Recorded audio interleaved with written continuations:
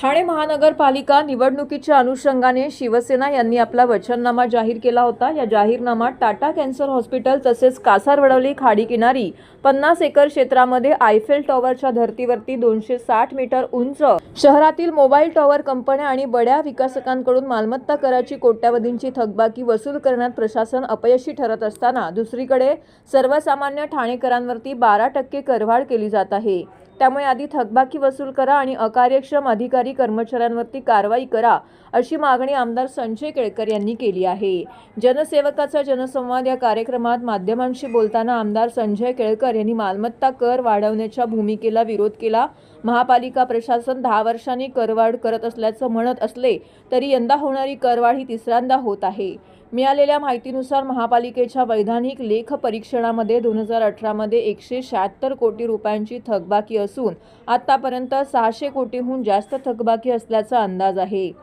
विशेष म्हणजे शहरातील मोबाईल टॉवर कंपन्या आणि बड्या विकासकांकडे कोट्यावधींची मालमत्ता कर थकबाकी असून ती वसूल करण्यात अधिकारी सपशेल अपयशी ठरले असताना सर्वसामान्यांवरती मात्र 12% मालमत्ता करवाढ करण्यात येत आहे।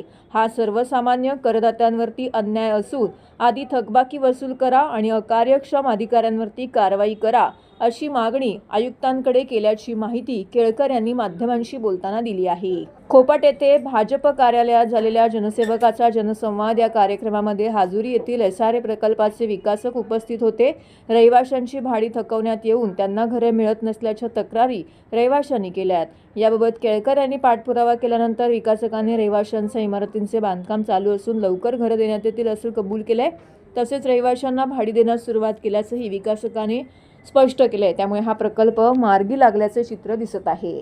आज 121वा जनसेवकाचा जनसंवाद या उपक्रमासाठी निरनिराळे विषय घेऊन ठाण्यातील आणि ठाण्याबाहेरचे नागरिक या ठिकाणी आले होते। हा जो मालमत्ता कर आहे महापालिकेमध्ये आता तो प्रस्तावित आहे। मालमत्ता करच्या बाबतीमध्ये त्यांनी 12% वाढ सुचवलेली आहे आणि असं दाखवत आहेत की 11 वर्षानंतर वाढ करणार आहोत, परंतु ही वाढ जी आहे ती तिसऱ्यांदा केली जाते।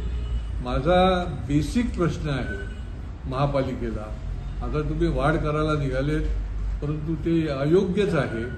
परंतु तुम्ही जी मालमत्ता कराची रिकव्हरी करायला पाहिजे ती कुठे केलेली आहे? म्हणजे वाढ करायची रिकव्हरी करायची नाही। 2015-16 पासून आमच्याकडे चार्ट आहे। 2000 आता 17-18ला 176 कोटी तर तुमची थकबाकीच आहे की जी तुम्ही रिकव्हर केलेली नाही। एकीकडे तुम्ही मालमत्ता कर लावणार आणि दुसरीकडे तुम्ही त्याची वसुली पण करणार नाही। अशी एकूण निरनिराळ्या माध्यमातून 610 कोटीची वसुली आहे आणि दात करून पैसे काढण्याचे धंदे आहेत। ते 114 कोटी याच्यातून मिळणार आहे वाढीतून।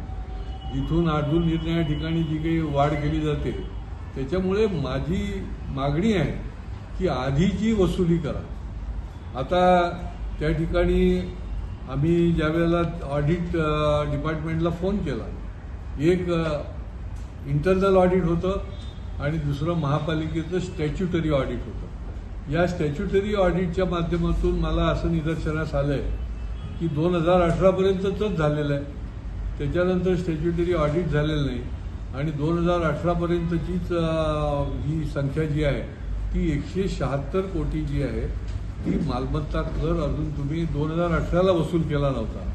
19, 20, 25 पर्यंत जर काढायला गेलं तर ही रक्कम निश्चितपणे वाढलेली राहील आणि अन्य देखील बिल्डरांकडनं देखील वसुली केली गेलेली नाही।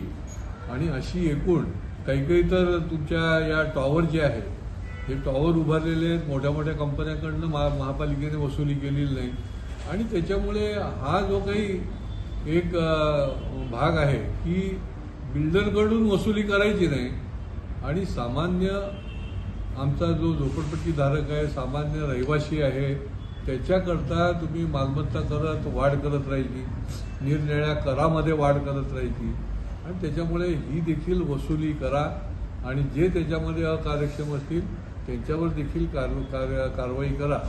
अशा प्रकारची भूमिका देखील या ठिकाणी मी प्रत्यक्ष त्यांच्याशी संपर्क करून महापालिकेच्या अधिकाऱ्यांशी सांगितलं आहे। अतिक्रमणच्या बाबतीमध्ये हे नवीन नाही। 2-2, 3-3 वेळा म्हणजे अतिक्रमणाचे मजले चढत जातात, फरशा बसायला लागतात आणि त्या ठिकाणी कारवाई केली जाते. लोकप्रतिनिधीपासून त्या ठिकाणचे जे रहिवासी आहेत त्यांच्या तक्रारीपर्यंत केल्या तरी देखील केली जात नाही. आणि त्याच्यामुळे प्रत्येक वेळेला मी सांगतो की हे एकतर महापालिकेच्या सहाय्यक उपायुक्ताचं काम आहे, अतिक्रमण विभागाचं काम आहे. वेळोवेळी कागदपत्र देऊन सुद्धा त्यांना केली जात नाही आणि त्याच्यामुळे त्यांना महापालिकेने कारवाई आयुक्तांवर करायला पाहिजे. सहाय्यक आयुक्त त्या ठिकाणचे जे आहेत, आता या पुढच्या 4 दिवसामध्येच मी समोर आणणार आहे की कोणी सहाय्यक आयुक्तांनी काय काय प्रकारचे पराक्रम केलेले आहेत.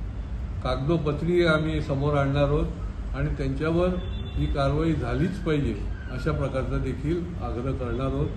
असं निरनिराळे प्रतिनिधी या ठिकाणी आले, रहिवासी आले.